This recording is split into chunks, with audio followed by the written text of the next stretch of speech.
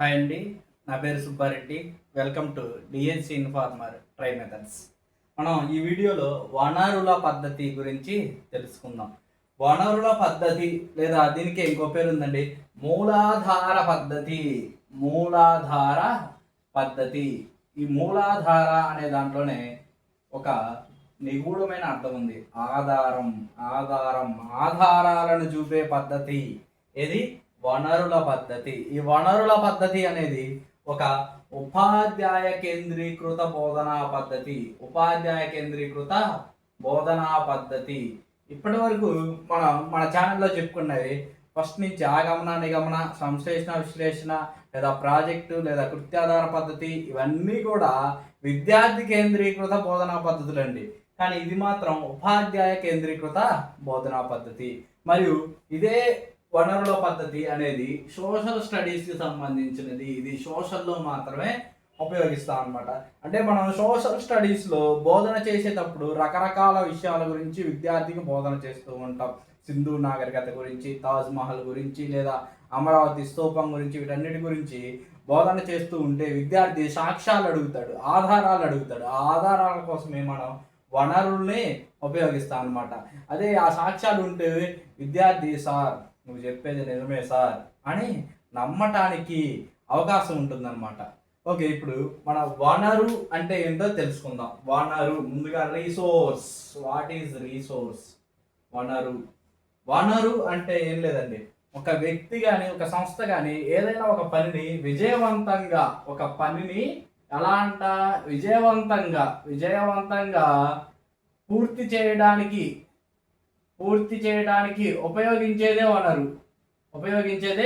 వనరు. మనం ఉన్నామండి, మన టీచర్స్, ఉపాధ్యాయులు, మనం ఏం చేస్తాం? బోధన చేస్తాం.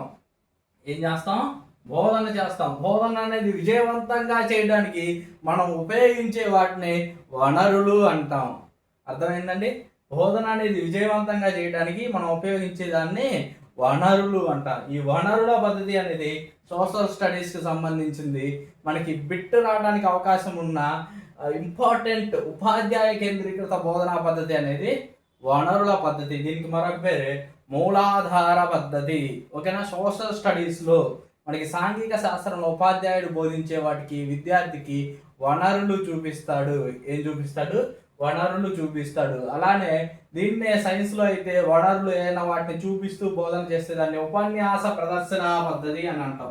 ఉపన్యాస ప్రదర్శన పద్ధతి అంటారు. ఇంకా చెప్పలేదు, నెక్స్ట్ వీడియోలో మనం చెప్పుకుందాం అనమాట. ఓకే, ఈ వనరుల పద్ధతి అంటే వనరులు చూపిస్తూ బోధిస్తాడు కాబట్టి సాంఘిక శాస్త్ర ప్రయోగశాల పద్ధతి అంటే వనరుల పద్ధతి అని చెప్పాలి. దీన్ని సాంఘిక శాస్త్ర ప్రయోగశాల పద్ధతి. సాంఘిక శాస్త్ర ప్రయోగశాల పద్ధతి అనేది ఏంటి అని అడిగినప్పుడు దానికి ఆన్సర్ వనరుల పద్ధతి. సాంఘిక శాస్త్రంలో ప్రయోగాలు ఉంటాయండి? ఉండవు.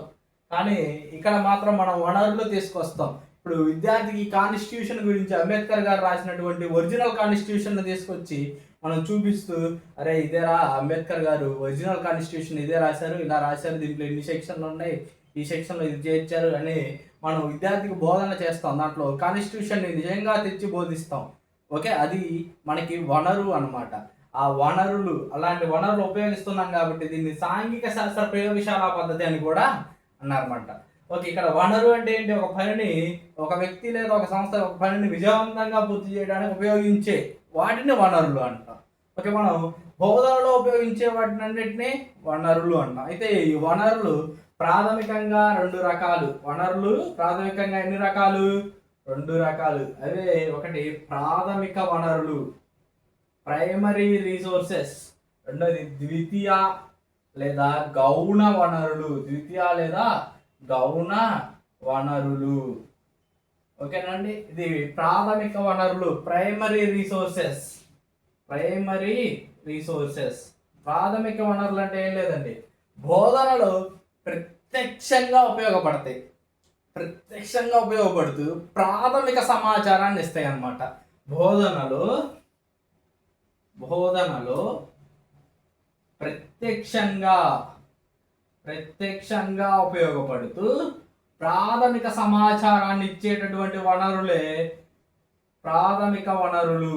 ఓకే, ప్రత్యక్షంగా కనపడాలి, ఓకే, ఒరిజినల్ది కనపడాలి. ఇప్పుడు మనం అశోకుడు వేసించిన శిలాశాసనాల గురించి విద్యార్థికి బోధించేటప్పుడు మనం ఎట్లా భారతదేశం మొత్తం తిరిగి ఒక శిలాశాసనాన్ని తీసుకొచ్చి, అరే ఇదేరా అశోకుడు వేయించిన శిలాశాసనం, ఓకేనా, దీని మీద ఏముందో చదువుదాం అని విద్యార్థికి ఎదురుగా దాన్ని ప్రత్యక్షంగా తీసుకొచ్చి ప్రత్యక్ష అనుభవాన్ని కల్పిస్తే అదే ప్రాథమిక వనరు. ఓకేనా, ఇక్కడ బోధనలో ప్రత్యక్షంగా ఉపయోగపడాలి, ప్రాథమిక సమాచారాన్ని ఇవ్వాలి. ఓకేనా, దాంట్లో అశోకుడు ధర్మ సూత్రాలు, ఓకేనా, ధర్మ సూత్రాలని రాయించాడని దాని మీద చూసి మనం విద్యార్థికి బోధించాలి. ఓకే, అలా కాకుండా ఈ ప్రత్యక్ష సమాచారాలని మనం ఏదైనా పేపర్లో కానీ లేకపోతే వాటికి సంబంధించిన వ్యాఖ్యానాలు ఎక్కడైనా వస్తే వాటిని ద్వితీయ లేదా గౌణ వనరులు అంటాం. ఇప్పుడు మన ఒరిజినల్ కాన్స్టిట్యూషన్ ఉంది, ఒరిజినల్ కాన్స్టిట్యూషన్ ఉంది, ఆ కాన్స్టిట్యూషన్కి సంబంధించిన వ్యాఖ్యానాలు లేదా దానికి సంబంధించి ఏదైనా పేపర్లో వస్తే అటువంటి వనరులనే ద్వితీయ వనరులు లేదా గౌణ వనరులు అంటాం. లేకపోతే కాన్స్టిట్యూషన్ గురించి, ఆ కాన్స్టిట్యూషన్ ఒరిజినల్ కాన్స్టిట్యూషన్ని చదివిన ఆయన ఏదైనా ఒక ఉపన్యాసం ఇస్తుంటే అది కూడా గౌణ వనరులు అంటాం. ప్రాథమిక వనరులకి సంబంధించిన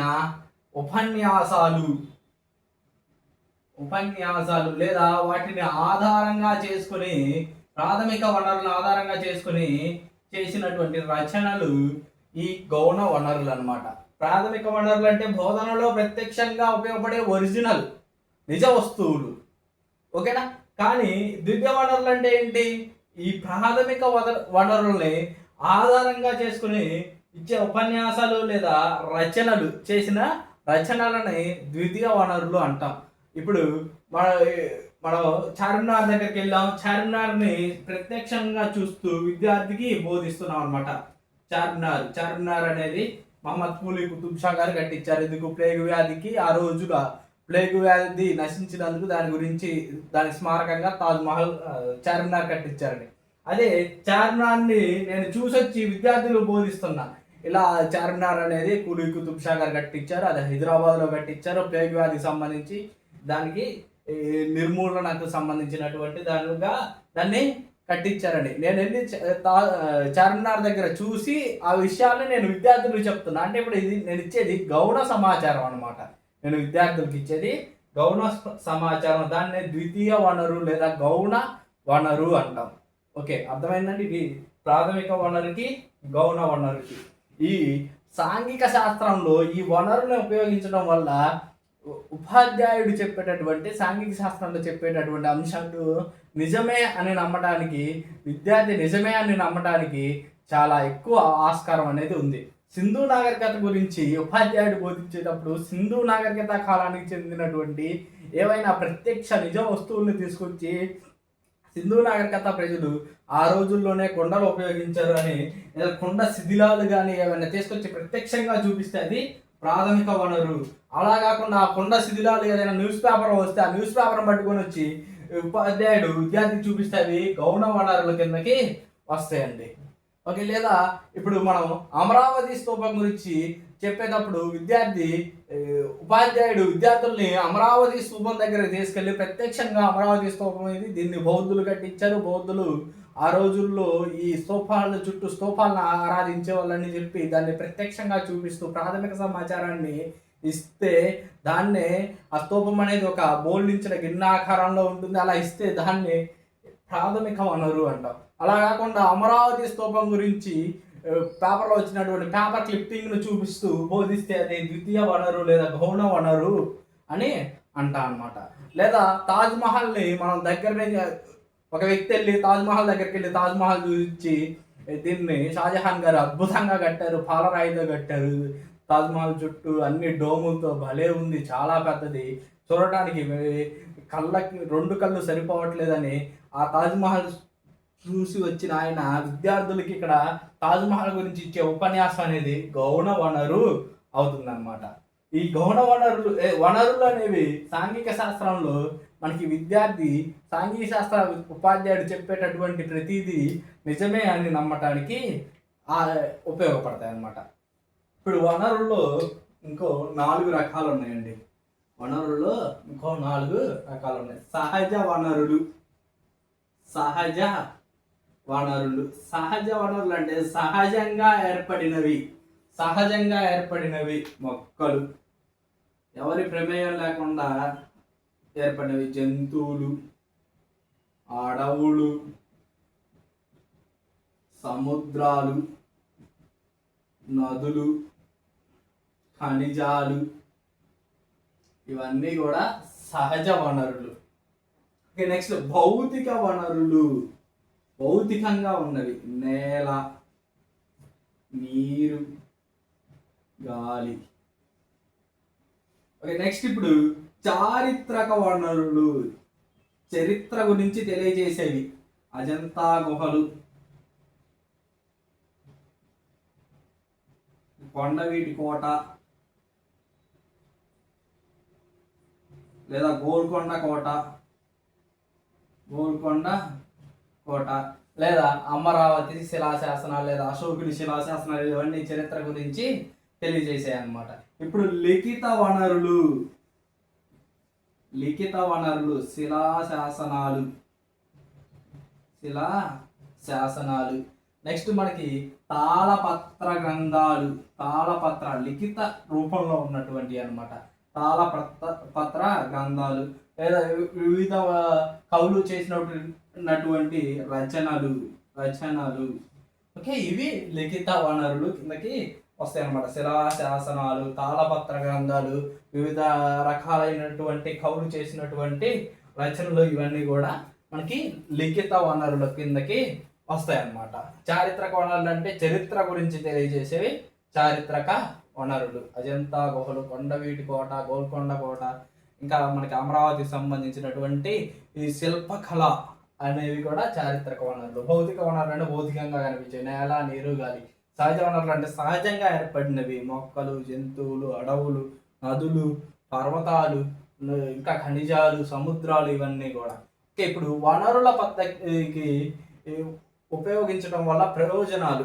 విద్యార్థికి ప్రత్యక్షంగా చాలా బాగా అర్థం చేసుకుంటాడు అన్నమాట. ఓకే, సాంఘిక శాస్త్రం అంతా నిజమని నమ్మడానికి అవకాశం ఉంటుంది. నిజమని నమ్మడానికి అవకాశం ఉంటుంది అనమాట. విద్యార్థి ఆ క్లాసులో బాగా ఇంట్రెస్ట్గా వింటాడు. అయితే ఇప్పుడు ఈ వనరుల పద్ధతిలో ఉన్నటువంటి ముఖ్యమైన లోపాలు అన్ని పాఠ్యాంశాలకి ప్రాథమిక వనరులు నిజమైనవి మనం తీసుకురాలేము. అన్ని పాఠ్యాంశాలకి నిజమైన ప్రాథమిక వనరులు అనేవి తీసుకురాలేము. నెక్స్ట్ ఏంటి, ఈ ప్రాథమిక వనరులు ఒకవేళ తీసుకొచ్చినా అవి కొన్ని అంటే ముక్కలు అవ్వటం లేదా అసంపూర్తిగా ఉన్నటువంటి ప్రాథమిక వనరుల వల్ల విద్యార్థి విసుగు చెందే అవకాశం ఉంటుంది అన్నమాట. లేకపోతే అవి అప్పుడు ప్రాచీన కాలంలో ఉన్నటువంటి లిపిలో ఉంటాయి కాబట్టి వాటిని మనం ట్రాన్స్లేట్ చేయడానికి అవ్వదు. ఓకే, ముఖ్యంగా ఈ వనరులు మనం బోధనలో 3 చోట్ల ఉపయోగిస్తాం. బోధనకి ముందు, బోధన జరిగేటప్పుడు, బోధన తరువాత.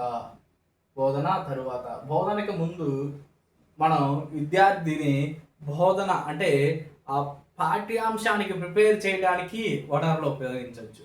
బోధన జరిగేటప్పుడు ఆ బోధనలో చెప్పేటటువంటి విషయాన్ని విద్యార్థికి బాగా అర్థమవటానికి వనరులు చూపించవచ్చు అనమాట. బోధన జరిగిన తర్వాత ఆ బోధన జరిగిన అంశాన్ని పునర్విమర్శ చేసుకోవడానికి వనరులనే ఉపయోగించవచ్చు. ఇది వనరుల పద్ధతి అనేది ఒక ఉపాధ్యాయ కేంద్రీకృత బోధనా పద్ధతి. దీనికి మరొక పేరు మూలాధార పద్ధతి. ఈ వనరుల పద్ధతిని సాంఘిక శాస్త్ర ప్రయోగశాల పద్ధతి అని కూడా అనొచ్చు అనమాట. ఈ వనరులు ప్రాథమికంగా 2 రకాలు. ప్రాథమిక వనరులు, ద్వితీయ లేదా గౌణ వనరులు. ప్రాథమిక వనరులు బోధనలో ప్రత్యక్షంగా ఉపయోగపడుతూ ప్రాథమిక సమాచారాన్ని ఇచ్చేటటువంటి వనరులే ప్రాథమిక వనరులు. అదే ఒరిజినల్ ఇండియన్ కాన్స్టిట్యూషన్ కానీ లేదా మన గోల్కొండ కోటకి విద్యార్థులను తీసుకెళ్ళి గోల్కొండ కోట గురించి దాన్ని ఎవరు కట్టించారు అనేది చెప్పటం కానీ, లేదా కొండవీటి కోట గురించి ఎక్స్ప్లెయిన్ చేయటం కానీ, లేదా అశోకుని శిలాశాస్త్రాలను ఒరిజినల్ దాన్ని పట్టుకొచ్చి క్లాస్ రూమ్లో ప్రత్యక్షంగా విద్యార్థికి చూపిస్తూ ప్రాథమిక సమాచారాన్ని ఇప్పించడం. అదే కాకుండా ద్వితీయ వనరులు అంటే గోల్కొండ కోట గురించి ఎవరైనా ఒక పుస్తకం రాస్తే ఆ గోల్కొండ కోట అనేది ఎంత పెద్దది, దాని చుట్టూ ఎట్లా గోడ ఉంది, లేకపోతే అక్కడ వీళ్ళు వీళ్ళు ఉన్నారని దాని గురించి అది ద్వితీయ వనరు అవుతుంది. లేదా తాజ్ మహల్ గురించి వచ్చిన పేపర్లో వచ్చిన న్యూస్ క్లిప్పింగ్ చూపిస్తూ విద్యార్థికి బోధన చేస్తే అది ద్వితీయ వనరు అవుతుంది. లేదా చార్మినార్ని చూసి వచ్చిన వ్యక్తి విద్యార్థులు దాని గురించి ఉపన్యాసం ఇస్తుంటే అది ఒక ద్వితీయ వనరు అవుతుంది. ఇవన్నీ కూడా ప్రాథమిక వనరులు, ద్వితీయ వనరులు. వనరులు ఇంకో 4 రకాలు: సహజ వనరులు, భౌతిక వనరులు, చారిత్రక వనరులు, లిఖిత వనరులు. ఇవే కాకుండా అలిఖిత వనరులు అని కూడా ఉన్నాయి. అలిఖిత వనరులు అంటే ఏం లేదండి, మాట ద్వారా బుర్ర కథలు, ఒగ్గు కథలు లేదా నాటకాలు, ఇవన్నీ కూడా అలిఖిత వనరుల గురించి వస్తాయి. అంటే మన యొక్క వారసత్వాన్ని ప్రతిబింబించేటటువంటి ఒగ్గు కథలు కానీ, నాటకాలు కానీ, పాటలు కానీ, జానపద గేయాలు కానీ, ఇవన్నీ కూడా అలిఖిత వనరుల కిందకి వస్తాయన్నమాట. ఓకేనండి, ఇది వనరుల పద్ధతి గురించి. ఈ వీడియో నచ్చితే లైక్ చేయండి, షేర్ చేయండి. Thank you.